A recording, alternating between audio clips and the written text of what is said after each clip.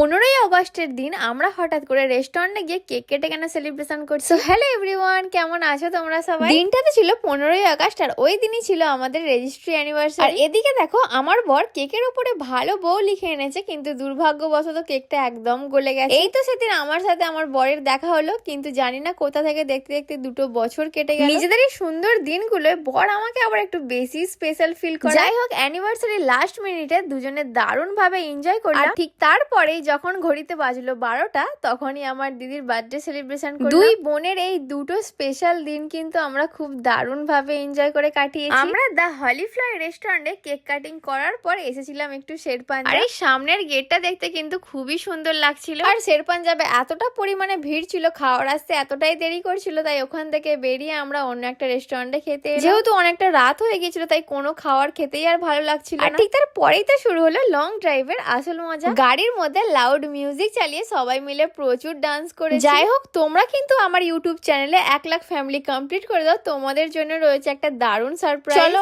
অনেক রাত হয়েছে, অনেক মজাও হয়েছে, এবার থার বেবিকে ওর ঘরে রেখে দিয়ে আমরা চললাম বাড়িতে। চলো টাটা।